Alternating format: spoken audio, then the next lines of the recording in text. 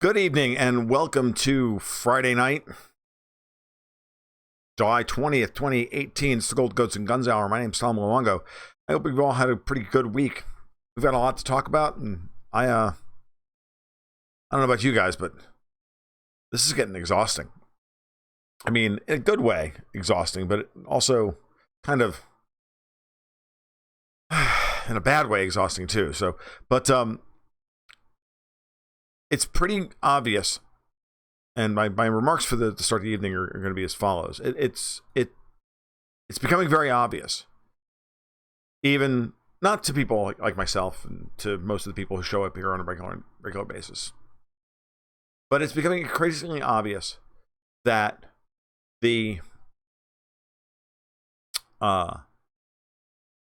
a greater swath of the American people, that there's something basically wrong with everything, for lack of a better term. That every day that Donald Trump is in office and he tries to do anything outside of the, as Tom Woods would put it, the scripted 3x5 card of political discourse, the histrionics go to 11. So it's increasingly scary to watch this play out. Also wholly predictable. We've been talking about this on this channel for months. We'll talk about it until it's over, as long as they don't take me off the air. And I'll find another venue if they do. The media has lost its mind. The CIA has ripped off the mask. And we're in for the ride of our lives. The impeachment of Donald Trump is going to take place in real time. It's going to take place right before our eyes. I'm not saying that it's going to be successful. Matter of fact, I don't think it's going to be successful. That's the good news. The bad news is that we're still going to have to live through it. Because the disproportionate sense of outrage that we have seen over the summit that he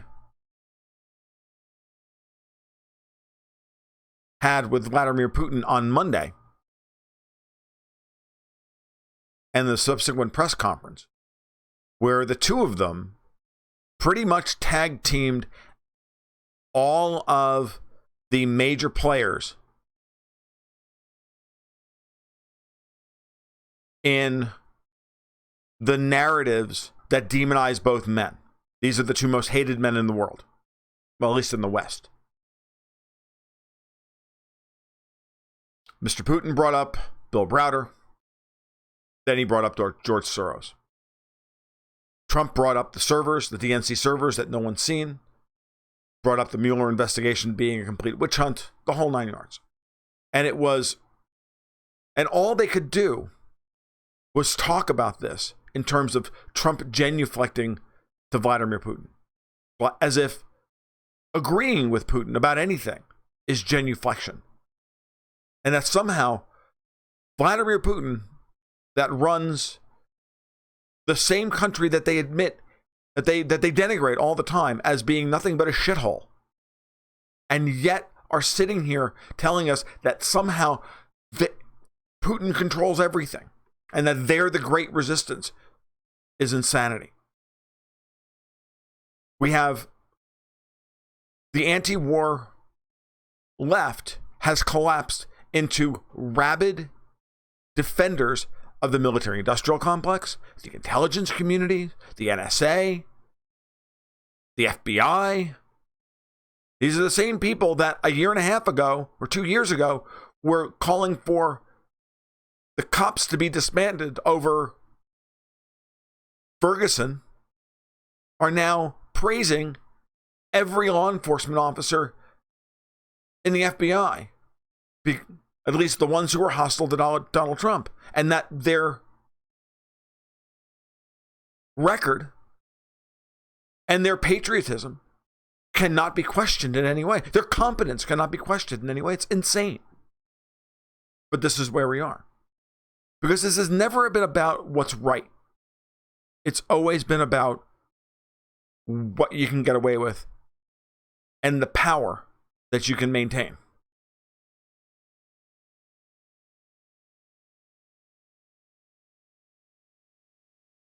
And why is this way? Why are they so worried? Well, they're worried that peace is going to break out. They're worried that everything that they've told, every bit of control and mechanism of control that they use to keep us fearful and anxious and divided, yelling at each other,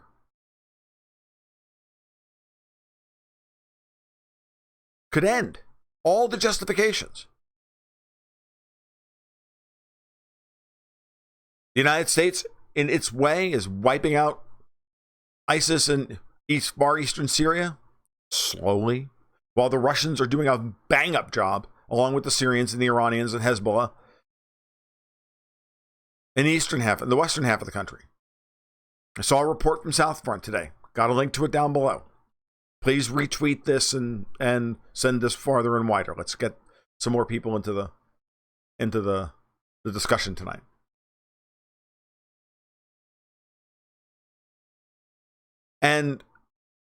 But I saw a thing at Southfront tonight, and I've seen this in other places, but finally I saw a report from them, and they're generally spot on with their Syria coverage. That the Syrian Democratic Council, which is the political arm of the SDF Kurds the U.S. is allied with east of the Euphrates River in eastern Syria, are setting up diplomatic offices all over western Syria. Homs, Idlib, Aleppo, Damascus. Why? Because now it's about the political process. They understand that their bid for independence is over. They don't believe the Americans can or will deliver to them. More appropriately, it's because Trump and Putin have already worked out that deal.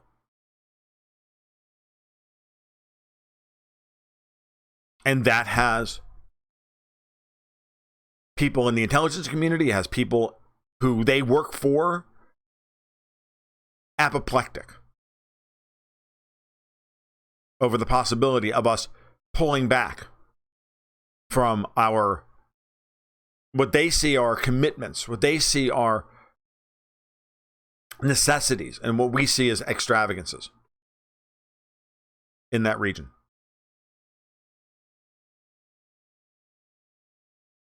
We can see it in the insane level of defense that Mr. Bill Browder has gotten from the mainstream media.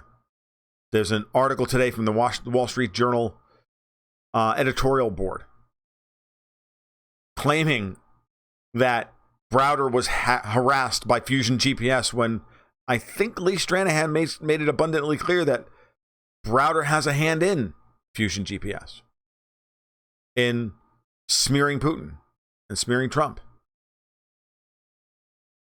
Just not buying any of this stuff, guys. But it's great. This is all good.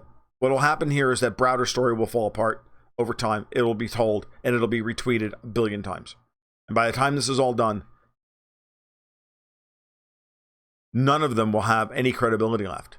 But they don't care about credibility at this point. All they care about is what they can get away with, and why they can, and how they can get away with it before they're actually caught. And that's what's going on now. So we have Mueller trying to give immunity. They're not even trying anymore.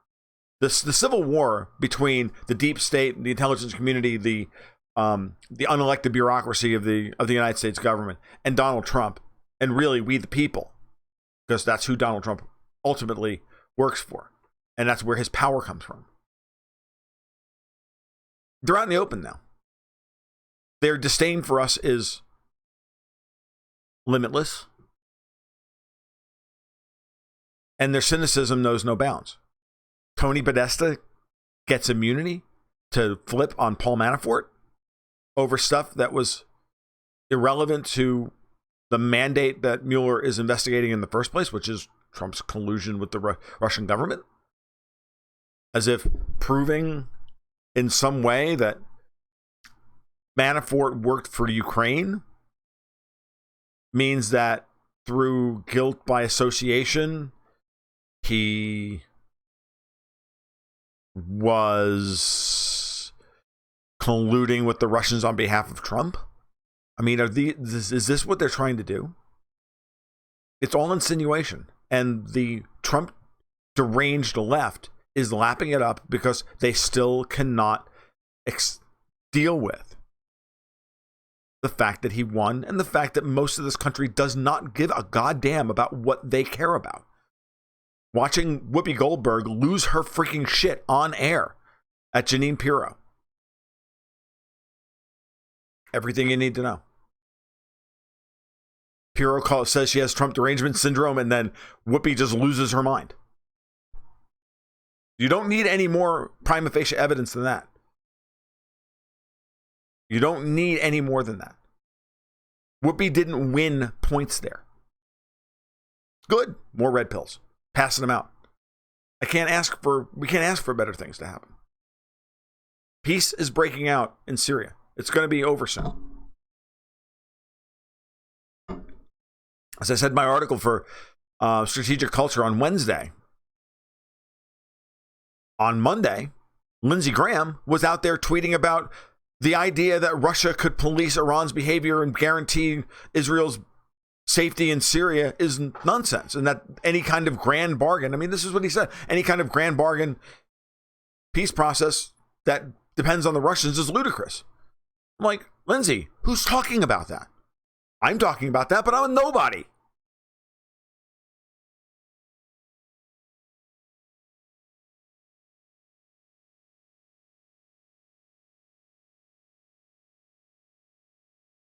So why is he tweeting about that? Why is he talking about it? Nobody picks this up.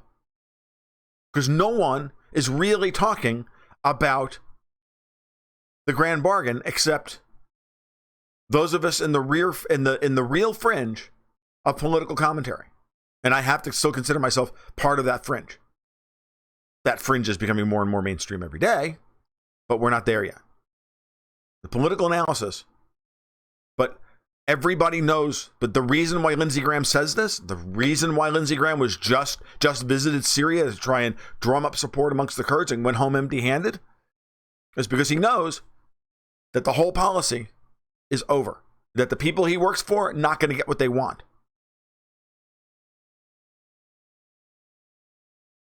It's more than that. He's trying to preempt the narrative. He's trying to get ahead of the narrative because that's what's coming next. Which tells you that it's already on the table. That's what Trump and Putin talked about during the summit. So, really, really good. Some of this stuff. Moreover, I don't know if you guys saw this, but I saw this on Fort Russ and I saw it in a couple other places as well, that apparently Putin offered to Trump a referendum on the Donbass.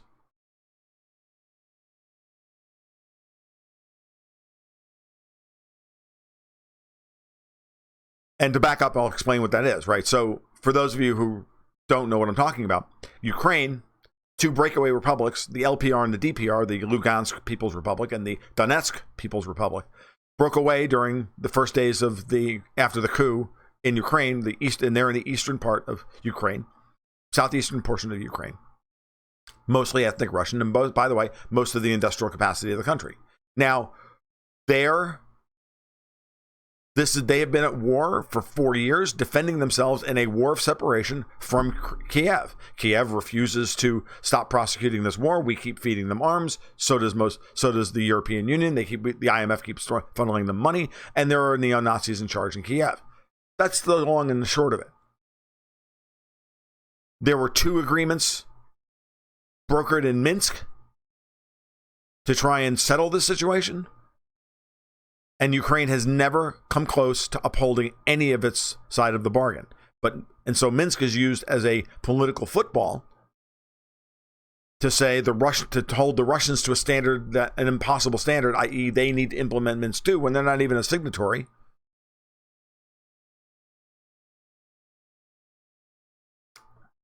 So Minsk II is supposedly the bottleneck to keeping this conflict between Kiev and the Donbass frozen, or at least hot, because bombs still fall.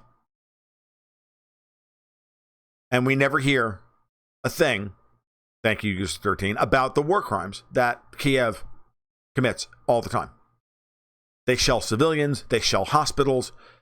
It goes on all day long. They never leave the contact line. Twice in the early days of the war, after the Ukrainian army was routed by these guys, Putin told them to hold back and don't march on Kiev in order to try and craft a political solution that was more palatable to the rest of the world.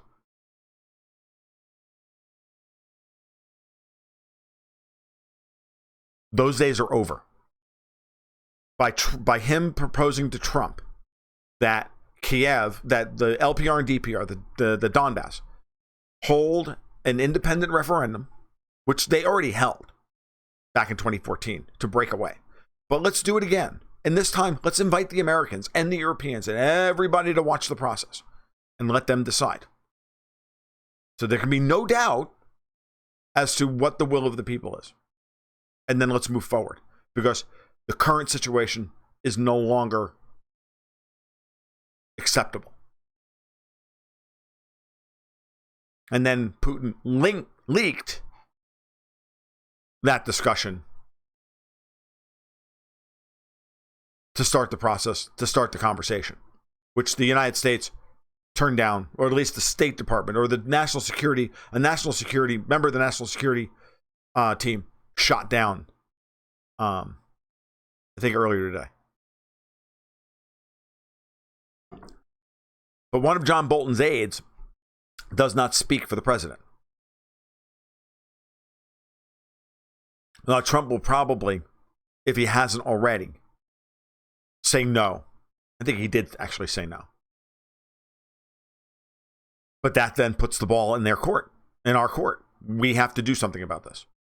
And we can't say, well, because we weren't a party to Minsk, that we have nothing to do about that. Well, no, y'all can't keep saying that Ukraine is only Russia's problem, while everybody else says, oh no, it's not our problem. We signed Minsk, and it's not our problem. We weren't involved in Minsk, and it's all the Russians' problem. And that's the way this has all been designed. That's the way the whole narrative has been designed. And you know damn well that Putin and Trump sat down, talked about Kiev, talked about the Donbass, and said, look, Trump goes, look, there's nothing we can do about this. It's politically, I can't recognize Crimea. It'll never happen.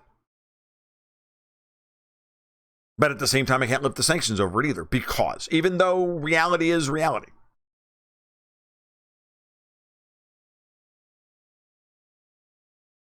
because of people like Lindsey Graham, because of people like Bill Browder, because of people like George Soros,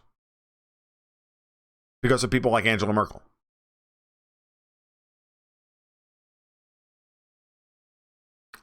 But peace is going to come to the Donbass one way or the other. Mark my words. Putin making that offer to Trump was an olive branch. That's another one of those great moments of diplomacy to say, look, we're going to give you another chance, but just one more chance to resolve this peacefully and to resolve this in some way that will be acceptable to you and you can save face.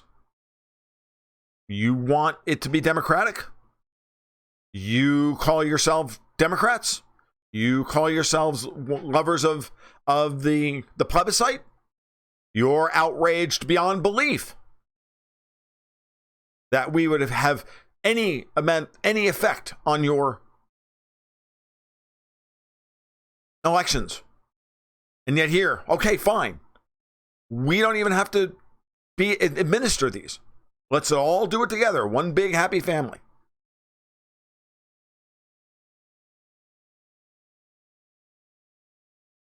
No, that's not acceptable. No, that's not acceptable. It has to go through Kiev, and Kiev is... No, bullshit. It doesn't have to go through Kiev. This is secession. It's good enough in... What, Kosovo, right?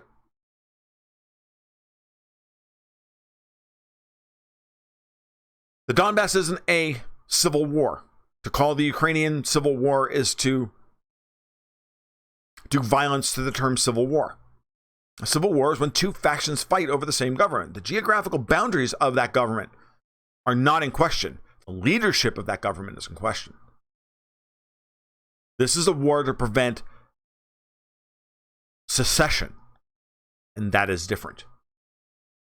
Just like the American Civil War.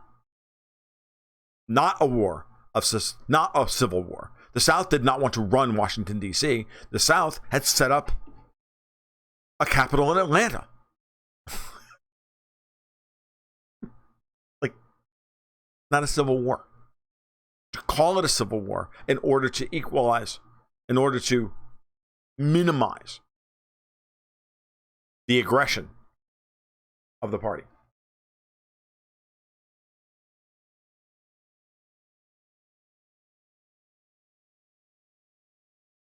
Yes, user 13.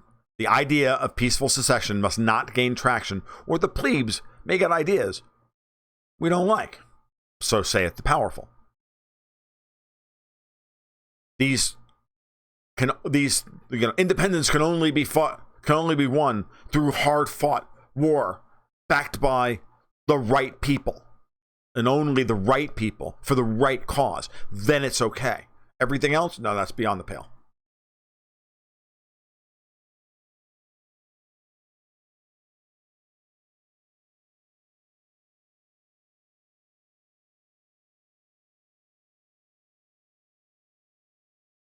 That's an interesting idea. So, WDM pipes in. So the deep state has no cred with Putin, because if they did, they could cut a deal with Putin to get rid of Trump. Putin finds the rogue agents who meddled to elect Trump. Putin gets sanctions lifted, Nord Stream 2, everything else. Well, no, that'll never happen, because the deep state just hates Donald Trump. Everything about the deep state, not Donald Trump, Vladimir Putin. Because Vladimir Putin stopped the raping of Russia. Vladimir Putin stopped dead cold a 50-year plan by the neoconservatives, by the Trotskyites, kicked out of Russia originally to destroy the country that rejected them originally.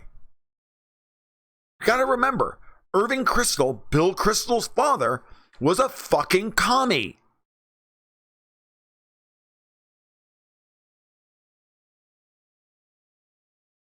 This was Comintern stuff. This is nothing. I'm not even saying anything controversial. Hell, even the Wikipedia will admit this. They lost the internal power struggle and were kicked out.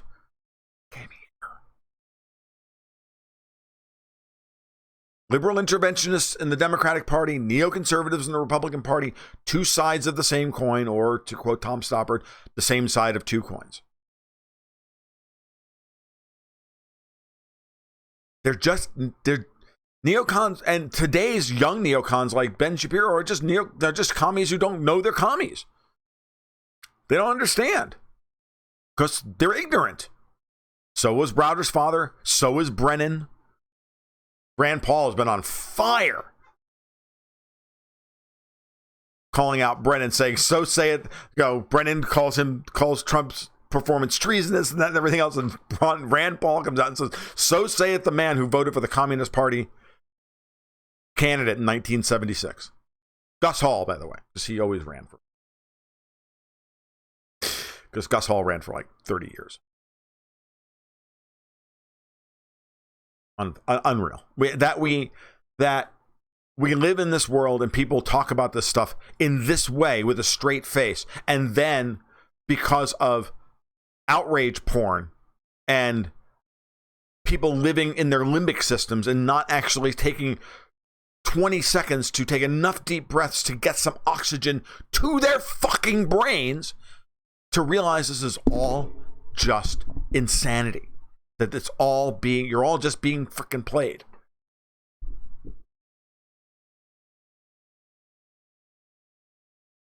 If the Rand Paul we're seeing today showed up on the campaign trail, he might have beat Trump. But he didn't. He tried to appease the neocons in Israel, and they took him apart. You can't appease these people. There's no appeasing them. They know they can sniff a fake. They can sniff a virtue signal a mile away. They're not going to give you any freaking cred for having nuanced opinions about foreign policy. No. Iran evil, Israel good, fuck Putin. That's it. It's not really tough.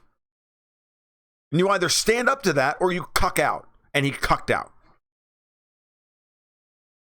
And he learned the first big lesson of his political career. Never cuck out. Oh, I'd have voted for him too.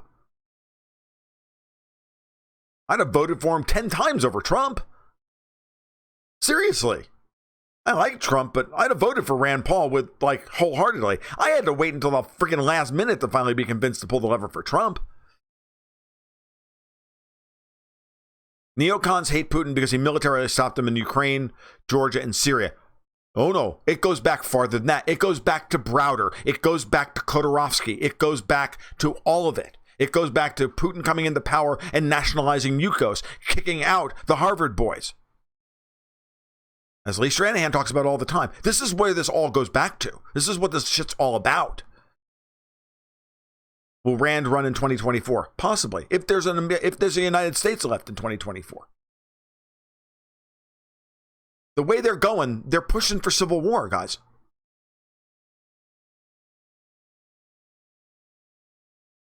Because they're going to try and push to get, okay, so I laid it out in my blog post this afternoon. Because in the US, sometimes CIA eats you, right? So, sometimes you eat the CIA, sometimes the CIA eats you, right? Yeah, so, all right. So, hey, we're all good Goombas here. All right, so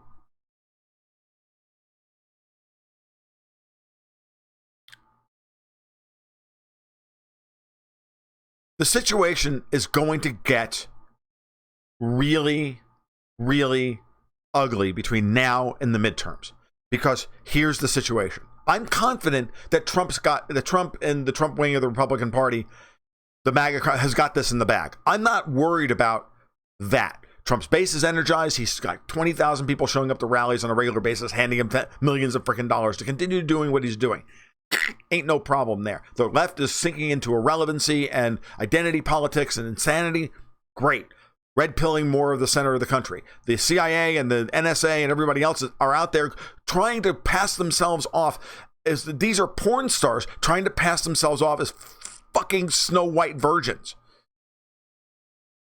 Okay? With the dildo hanging out of their ass. Okay? But because they, put on a white veil and, dress, they're not like they're actively having sex and calling themselves virgins. This is who these people are. And yet,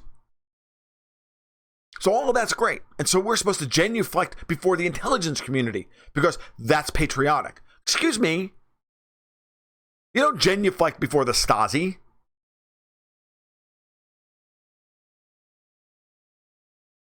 You accept it as most Americans at best accept all of this stuff as a barely tolerated necessity because they keep making the argument that there's all these bad people out there that are going to kill us because the world's dangerous and we know better, man, and we're the gatekeepers of truth. No, you're not. You're a bunch of fucking gun-toting, drug-running, freaking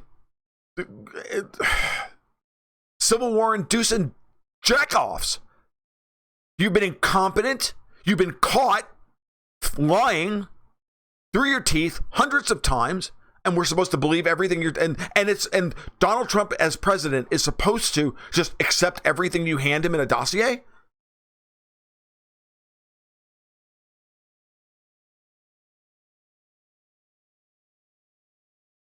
Because sometimes those are the only words that make the point stick. Why the cuss words, dude? Exactly. Oh, right. Buck's not here tonight. So, and we're supposed to believe,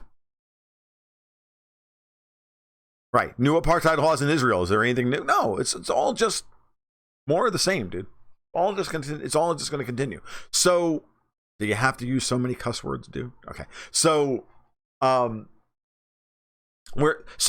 going to play this all the way to the end, and I'm telling you, the only way they retain any measure of control over the legislature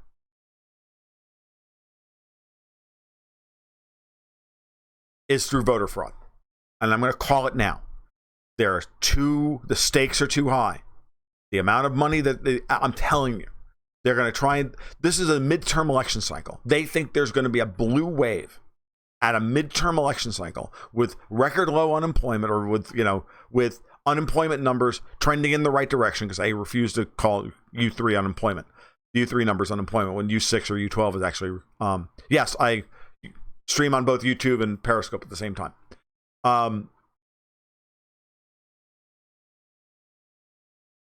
They're going to try. And I'm fully committed to believing that there are certain races here in Florida that's going to be insane. The voter fraud here in Florida is going to be insane. So the numbers, and they have to, because we know that the Trump base is energized. We know that the left is demoralized. So do you really think?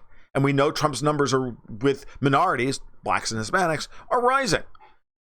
We know that they're scared of things like the walk away movement and all this other stuff when they demonize these people for going off the reservation. Shit, when they demonize Bernie Sanders for not going too far, you know they've all lost their minds. But they're living in their own solipsistic universe, and it's going to be freaking fantastic. So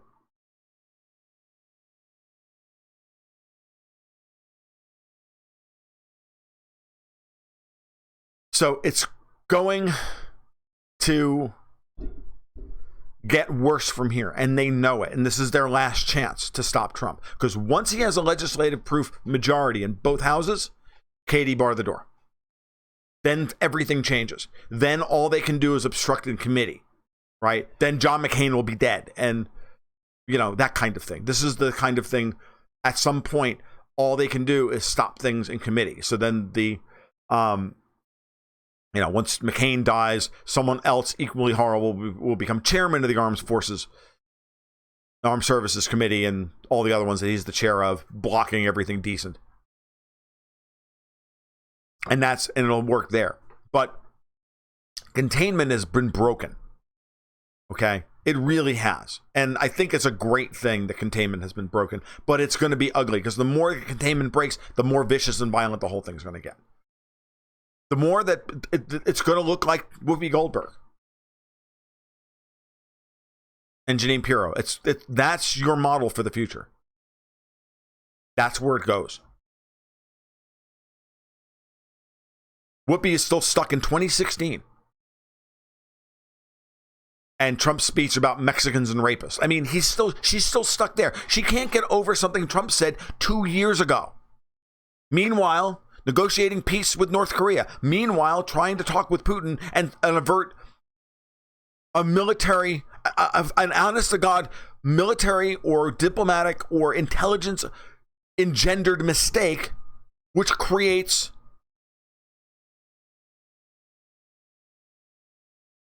thermonuclear war. Do we even know if Senator Toomer is still alive? Probably not. Tillman, you're right. I am actually shocked they're not writing it. I think it's a little too early. Most people don't care about congressional races until 3 months before the election. So they don't even really start until around August or September. So let's start. Let's hold that thought for another 6 weeks. If by the end of August we don't see actual honest to God race riots or anti-Trump, they're already like holding these things, and they're burning Trump in effigy and all this other crap. So there it is.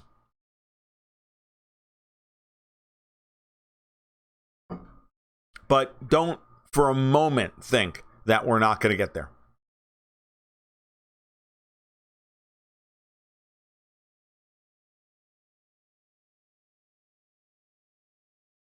That speech is when I knew Trump would win, user 13. When I said that at work that I was told I was crazy. Yeah, you and Ann Coulter. You remember?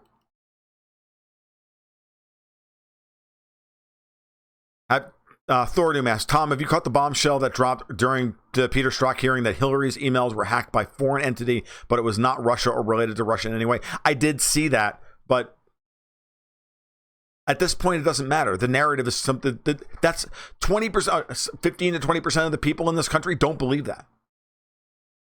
Who fires first shots? They've already started. The Civil War is an information war. It's a character assassination war, DTF.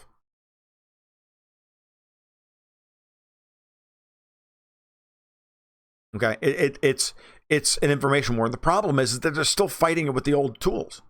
They're still fighting it V for Vendetta style, right? They're still doing the whole saturate the airwaves with negative stuff and all of the gaslighting when that's not working anymore.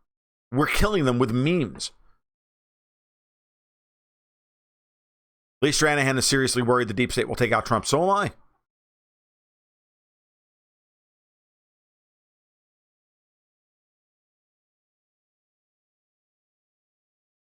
I am. Because when push comes to shove, if he's winning, they'll kill him. And they'll deal with the fallout. And at that point, they will have a real civil war in their hands. Because, look, dudes, if they kill Donald Trump over this, I'm going to war. Sorry. I'm going to war. Grease paint, the whole 9 yards. Not standing for it. Not standing for it. And I'm not alone. There's 40 million people like me, and there's 40 million men in the United States like me. Yeah, it takes over what? They won't have a country at that point.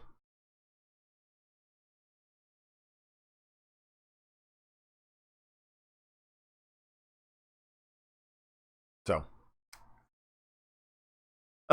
what else did I want to talk about tonight? So, really crazy what's going on. And I'm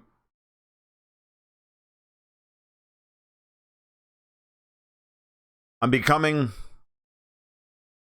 worried. But at the same time, I really have to applaud Trump for even trying. I really do. I give him a lot of shit. They killed Trump, and it's going to be ugly. That's why they haven't killed him yet. They know what will happen if they kill him.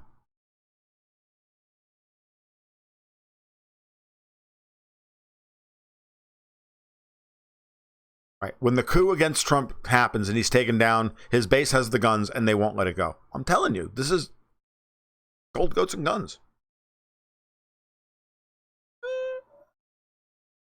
Guns, gold, goats, and guns, right? Yeah, I know, and women. I knew I was going to get taken to task for that one. How the hell did Macron manage to survive the post-World Cup riots in France? Because no one cares. That's why.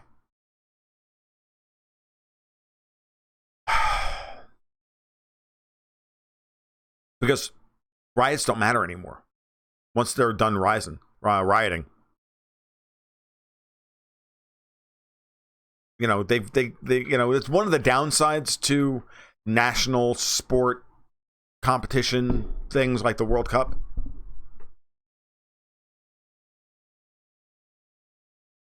It's catharsis. It is bread and circuses, after all.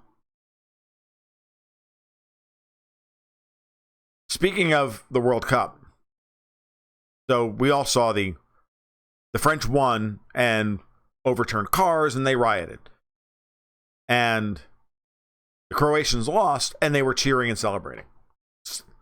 Found out something else, saw something else today that was very cool. Croatia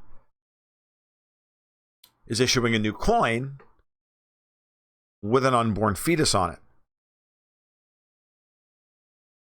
to celebrate the fact that the country is pretty much completely pro-life.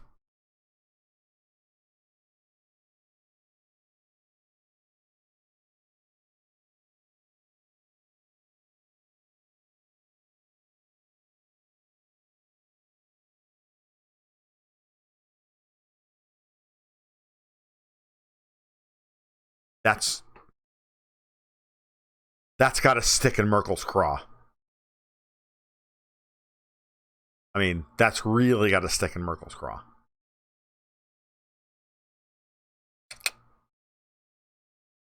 First country to do that, by the way.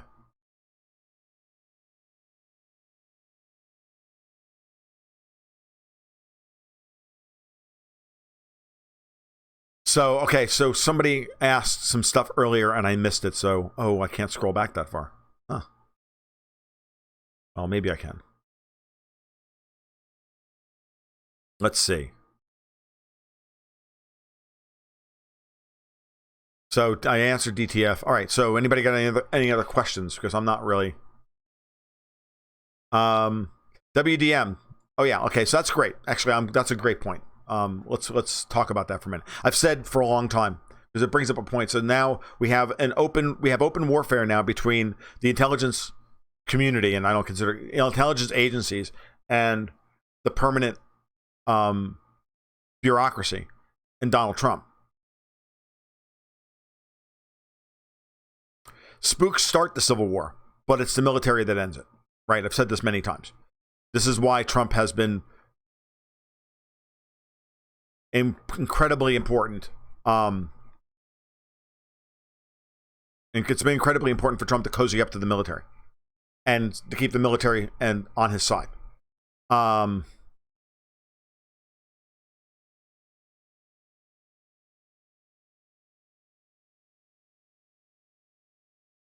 So, yeah, I think that it will come down to whoever has the allegiance to the military, and I don't think it's even an issue. Yeah, Levi, I saw what you said. What will happen with Iran? I saw you. That was the question I was trying to find. So, thank you. I believe Trump is dead set on regime change in Iran. I believe that one of Donald Trump's faults as a person is his full belief, his complete belief in whatever it is that he believes in. He believes in himself to the point where he doesn't really change his opinion very much. Now, I know that the last time we spoke that we talked about his demeanor at the press conference being something that felt like it could have been a guy who had been just given a tremendous amount of information from Putin that was difficult for him to swallow. There's not going to be regime change in Iran. It's what Trump wants.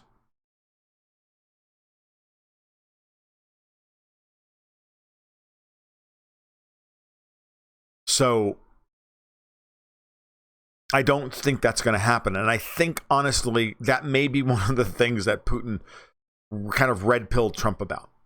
And I do believe that Trump is going to keep his mouth shut for a little while about this whole intelligence community thing, about, his people and whatnot. And I think that he may be going back to his people after that summit going, okay, so why didn't I know about this? Why didn't I know about this or this or this or this? What are you people not telling me? Why are you not telling me these things? Why do I not know that?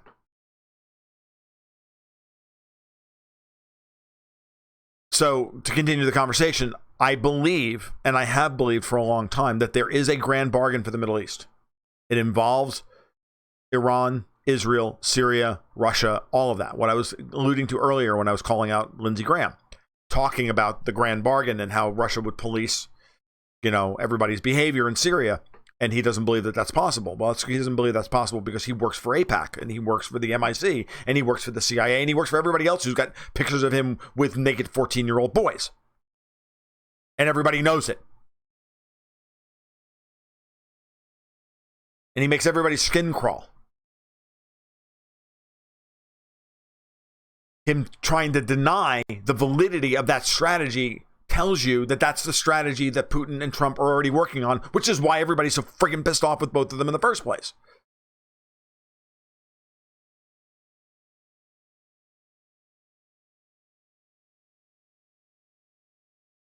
So at the end of the day, I do believe that there's potential for a deal, but it's going to take some time, and it's going to take a long time for Putin to convince Trump that this is the situation. But at this point, the militaries trust each other. They've been working alongside each other in Syria for a few years now, and they get along well. He wants us to pull out of the Middle East and implement an energy dominance strategy, which would replace the military encirclement strategy alongside the financial warfare that we do. But User 13 is right. At the end of the day, Trump is a boomer. He has some bad ideas on these issues. We fight Israelis' wars. The Iranians are bad guys, blah, blah, blah, blah. And at the end of the day, we can only ask for so much from the guy. He is the sum total of his biases and his experiences. I don't know that he had some kind of revelation just before Helsinki. I think the revelation might have come one sitting in the room with Putin. Because at that point, he was able to talk to Putin in a room that wasn't bugged. And that's what they're worried about. That's why they're demanding to call the translator to the floor for national security reasons and all this other crap. I'm like, are you kidding me? The president has the right to sit down and talk with a foreign leader and not have his conversations bugged. It's his job. I don't like the fact that a man has that amount of power, but my opinion on the situation is irrelevant. Trump does not want war. He just wants the mullahs out of power, but he's not going to. But what's he going to get? We're going to put the MEK in charge in Iran. That's what John Bolton and Rudy Giuliani are pushing up his ass. It's insane.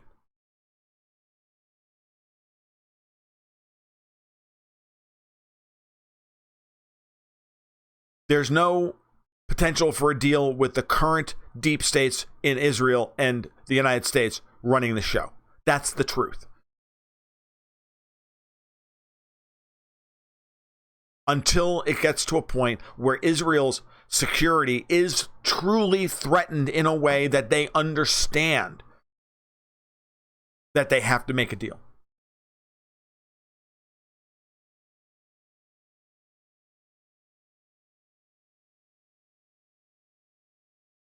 So I that's what I'm thinking is going on. And I think that Netanyahu is coming to the slow realization that he only has so much influence and is now trying to play his cards as best he can. But he's caught in the middle. And Putin actually holds aces, and he holds, the way I like to look at it is that Netanyahu he's like a poker player who's got a great hand. And, he's sitting on the button with Big Slick, with Ace King. And he got an ace on the flop.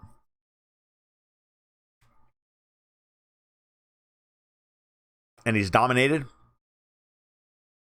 because Putin's holding aces or Putin's holding kings. And then a king comes on the river, Donald Trump, or on the turn. Hillary Clinton, everybody, and then he gets the king, or he gets a king on the turn, and then gets nothing on the river, and thinks he's got it licked. He's got the best two pair.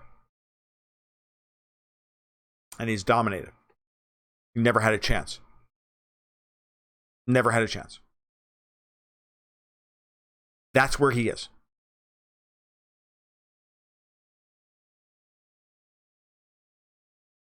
No, Netanyahu doesn't have any respect for anybody else. He will continue to push things for as long as he can.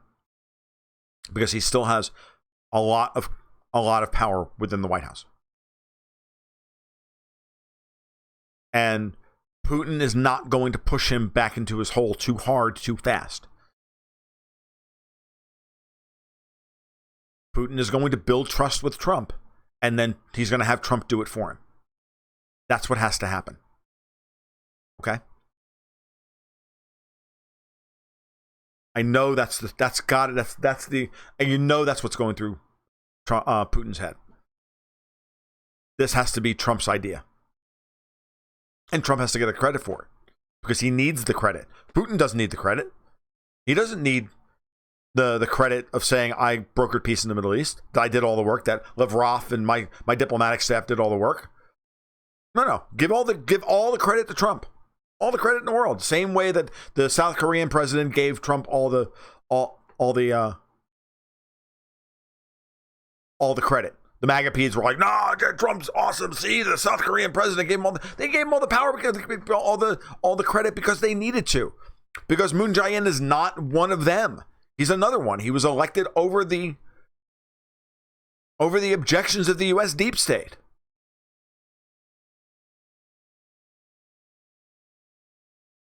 He was elected to bring unification. So, of course, he's not stupid. What do you think? Because he's new on the scene, that he's a naif, that he doesn't understand geopolitics, that he doesn't understand politics? Man was elected president of Korea, for Christ's sake. Come on. He's not dumb. Give Trump, the embattled peacemaker, give Trump every opportunity to save face, to win big, because he needs the wins. Because the only way he's going to stay in power is if he gets the wins. So Putin is happy for peace, and Trump getting all the credit.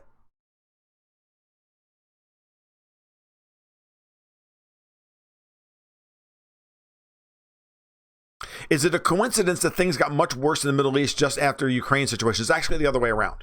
Okay, actually all of this started with Putin finally intervening in Syria in late 2013 to broker the deal that kept Obama from invading. If you remember the timeline, I'll have to go over this quick because most of the people here have heard this before, but I'll try and do it in like 2 minutes. So the timeline is as follows. We foment a civil war in Syria. We're backing all the rebels and everything else. It's everybody around Syria have been promised a piece of the pie. Israel's backing Turkey, and they're going to get the north, and Jordan and the Saudis, and everybody's going to be happy. The Qataris they're all going to get pipelines, and it's all going to be great. But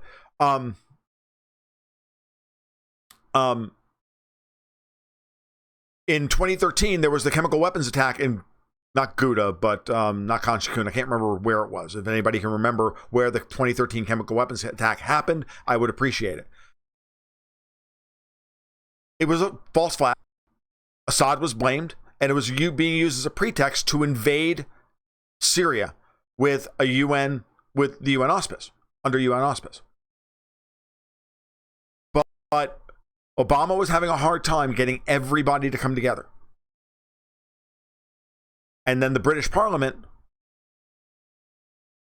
voted down David Cameron's support for David Cameron to go in as a member of Obama's coalition of the willing to get rid of Assad. Okay?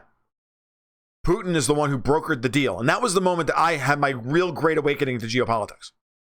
Honestly. It wasn't Deir ez-Zor. It was in the East. The name escapes me at this point. And I'm going to have to go soon because I have a distinct feeling that my wife is beginning to like try and stream Netflix at the same time. And I'm out to about my hour anyway. So if the stream is getting a little ugly, I know why. So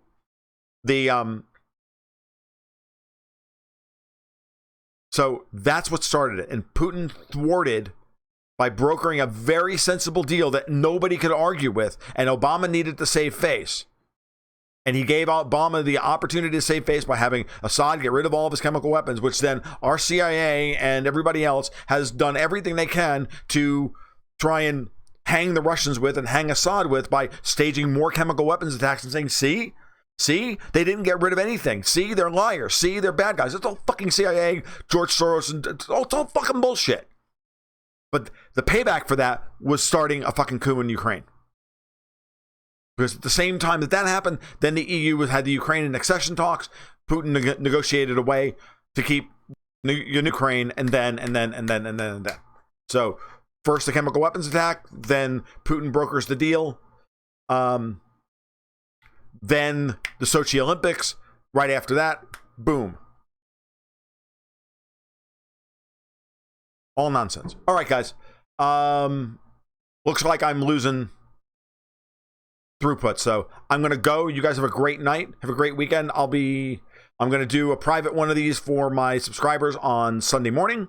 You can follow my work over at goldgoatsandguns.com. You can, if you like what you heard tonight, you can give me some love over at my Patreon page, patreon.com/goldgoatsandguns. There's a link in the description down below.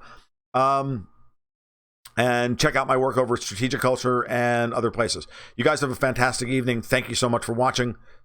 Keep your stick on the ice.